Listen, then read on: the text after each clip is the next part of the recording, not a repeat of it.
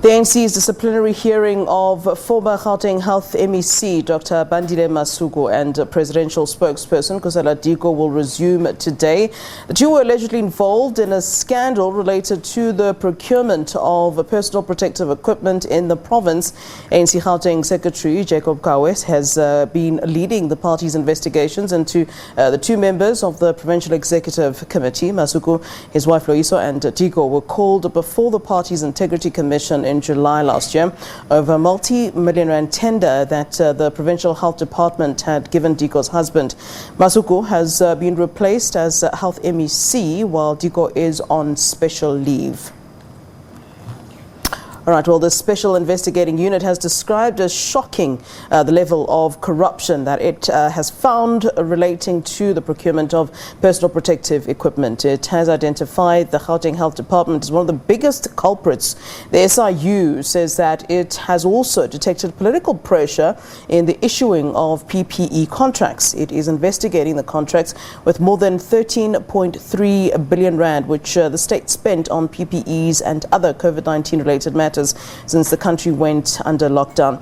SIU head ND Mutibi told the media in Pretoria yesterday that more than 1,500 contracts were being investigated and that 25 senior officials from various government departments and 2 executives are being investigated for fraud and corruption relating to violations of state procurement procedures. Well, the SIU spokesperson Kaizer Kganyago now joins us via Zoom. A very good afternoon to Ntate Kganyago. Yesterday, the SIU's media briefing kind of got drowned due to other issues that were taking place in Nkandla, but a lot of issues were actually brought forward by Advocate Ndi Mutibi. And one of the issues that were raised was that there were 189 allegations of PPE procurement irregularities. I mean, that just shows us that the SIU has been extremely busy. Take us through some of what was said by the head of the SIU yesterday, for those who might have perhaps missed what was said. Good afternoon, Flo, and good afternoon to your viewers. We have clearly indicated that with the number of cases that we are dealing with at the moment, we have finished about 26% of the cases, and the value that we are looking at there was 3.5 billion. We are busy now with about 51% of the investigations to the value of 6.8 billion, and then we will be starting in due course with about 22%. But the whole total is about 13 billion that we are looking at. And some of the things that we said yesterday was to indicate some of what the investigation revealed. And among others, you would see, for example, that when the state of disaster started on the 15th of March, most of the companies that were given the contract were only registered in February and March of that year. And that clearly indicates that obviously those companies would not have experience in doing any work. But we've also seen, for example, that some of the people were charging the state VAT, even though they are not VAT registered. And some of the companies were in the process of being deregistered, and they were returned and then given these tenders. Therefore, some of those things are indication that people were deliberately doing this to make sure that they then steal the monies that are from government. And those are some of the things that we've seen, including the issue that there was political pressure that was put on some of the officials to do what they were supposed to do. And that's and then they did all the... And I want to talk about that, about the fact that the SIU says that it detected a political pressure in issuing of PPE contract. Political pressure based on what? What did you find? What did these companies have over these politicians or these people in government that they were able to get so much out of them? What was that political pressure really based on? Political pressure in the main is based on the fact that as the officials in their affidavit, some of them indicate that we were told by the higher offices, in the political offices, to give the contract to certain people. And they also indicated, among others, that some of the names of the people who received the tenders were predetermined even before the process started. Basically meaning that they were given the names to say, these are the people that need to be appointed. And that kind of political pressure is there, even though it is difficult because the people that are saying that do not ultimately come and say it is so-and-so who gave it to us. And that becomes problematic when we have got to get evidence to deal specifically with the people that are concerned. But we have so far we are dealing with some of the officials in the political offices that might have done that. Yeah, you mentioned a sum of 13 billion rand. Now, as South Africans, the biggest worry or concern for us is that it seems that there's this huge amount of money that's essentially gone down the drain due to the fact that the business was essentially given to companies that shouldn't have gotten it in the first place. When it comes to recovering those amounts, what are we looking at? Is there a possibility of recovering amounts that were wrongfully taken? I mean, what's the process there? After that investigation, what are we looking at after that? Yes, there is a process that we go through, Flo, that where we recover the money. As you might have seen, a day before we did that press conference, we got a court ruling around the Letla matter. You remember the Letla matter? Letla is that company that was linked to Royal Bata. Yes. Where we found that Royal Bata purported to have withdrawn from the tender in Gauteng, but in principle, they didn't. They gave that tender to Letla. Yeah. Therefore, we had taken that process to the court,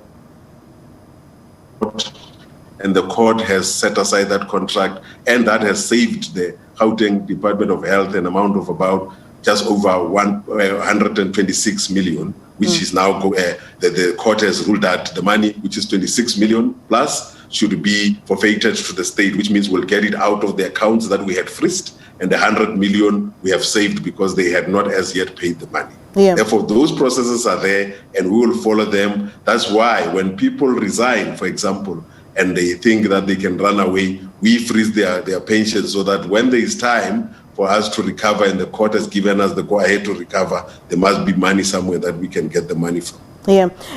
Obviously, as we're speaking of Royal Bata, just to talk about the fact that the ANC disciplinary hearing of the former Gauteng Health MEC, Dr. Bandile Masuku, and presidential spokesperson Kaizer Kganyago is, of course, resuming today. And I would imagine that much of the SIU's findings will form a part of this disciplinary hearing. Are you confident in what the SIU has found as these processes do sort of continue? I remember, of course, Dr. Bandile Masuku saying that the SIU's investigations are really politically driven, and I remember actually speaking to you on the show where you said this has nothing to do with politics. The SIU investigates. That's the job of the SIU, and I wonder if we'll be hearing more of that, more talk of but the SIU is being used against us. The SIU is being used as some sort of a political tool, and I wonder how you would respond then to that.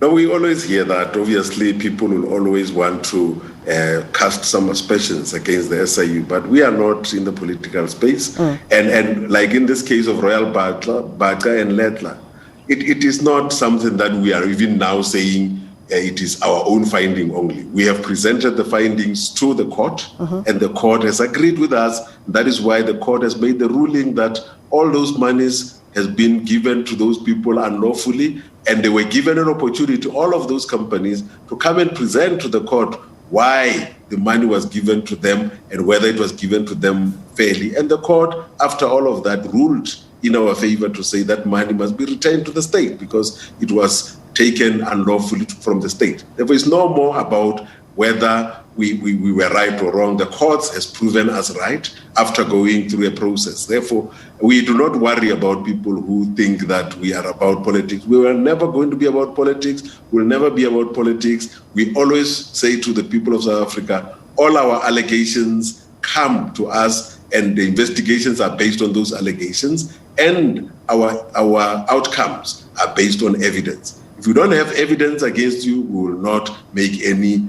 outcome against you. Yeah. Dr. Kaizer, I heard Advocate Mutibi, the head of the SIU, saying that the bulk of the allegations, in fact, stemmed from Gauteng. And of course, as we talk about Dr. Bandile Masuku, this obviously then speaks to this. I want to ask a back question to this in terms of whether, as you looked at the cases that stemmed from Gauteng, if these cases were actually linked. Did the SIU found during those investigations that these these cases that you found were kind of interlinked to each other? They might have been different cases, but did you find that it was similar culprits, similar people? I mean, what were you getting out of this investigation?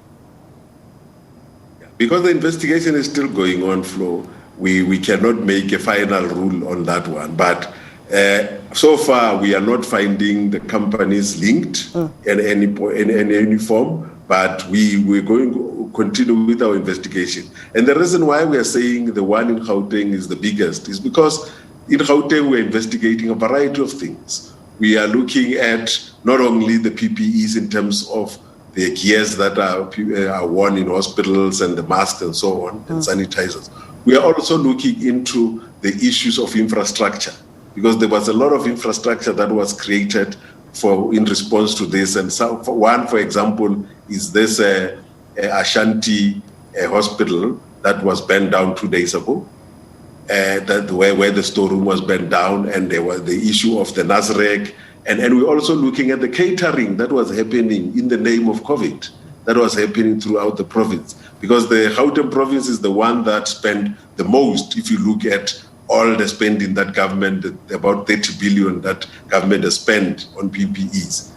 The Gauteng government, the provincial government is the one that has spent most of that. But at the moment, we can't say we are seeing links, but we are investigating over 100 companies in relation to the PPEs in Gauteng. Yeah.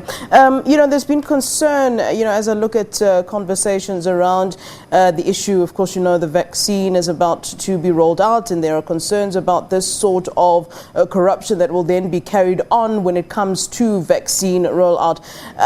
Is the SIU at this point sort of if I can say, prepared for that, and maybe those people who are corrupt are finding smarter ways of being corrupt, smarter ways to be able to do what they're not supposed to be doing in the first place. And I wonder if the SIU is in a position to kind of preempt what might then take place, as people are really concerned about how this vaccine rollout will happen. It's not an easy thing to do, to preempt what people are going to do. But what we can do is to, like Advocate Mutibi said yesterday, is to then take these observations to the government department and say, here are the shortfalls of your systems. This is what you have found. Can you close all of these gaps and make sure that we are ready when we get to the next level of procurement? But also, we are working together with the Department of Health to make sure that the Department of Health and Treasury, to make sure that we are able to then close all the gaps and make sure that we do not come to where we are. Like you have heard yesterday, Advocate Muti was saying this PPE procurement was the West. That's where we have never experienced such kind of maladministration that happened. Therefore, if we can close our systems, make sure that we monitor them well, we'll be able to do that. But the other thing that we need to do, what we were presenting yesterday was more the reactive side, where people have done something wrong, we find them and we deal with them. But we must now start a process of educating people, making sure that the people understand the consequences of what they are doing. But also, maybe in the near future, work with School of Governance, for example, that government has, to make sure that when people are trained there, they are also trained to make sure that they block this corruption from happening, so that we do not have so much work that we need to do. Because now, besides the PPEs, we still have many other contracts that we are looking at which do not fall under this proclamation. Yeah, and you mentioned closing of gaps, and I can't put that on the lap of the SIU. I mean, your job is really to investigate where something has gone wrong. So let's place it exactly where it should be placed in terms of Treasury. And did you find, in fact, that Treasury didn't do enough, and as they should have, indeed, to ensure that there are systems in place to stop corruption? I mean, one needs to then ask whether there was adequate or proper oversight throughout all of these processes. No, the Treasury did a lot. If you remember when this whole thing started, they went and did the notes, and they also did the pricing structure and all of those things. But it is people who then ignore them deliberately. When this state of disaster started, they just made it as if everything that needs to be acquired during that period has got to be done in an emergency basis. But we also said in our press conference yesterday that it doesn't mean when something is done in an emergency basis, it has to go against the Constitution.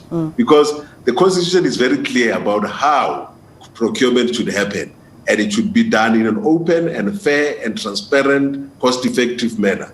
Therefore, whether it is in an emergency basis or not, you cannot place it in the hands of the Treasury when they say a mask should not be more than 45 rand. And then somebody accepts a quotation of a mask for 90 rand in a government department or a municipality. It's just purely disregarding what they were supposed to do. All right. And Dr. Kganyago, thank you so very much for giving us your time there. Kaizer Kganyago, the spokesperson of the Special Investigating Unit. Thank you, sir.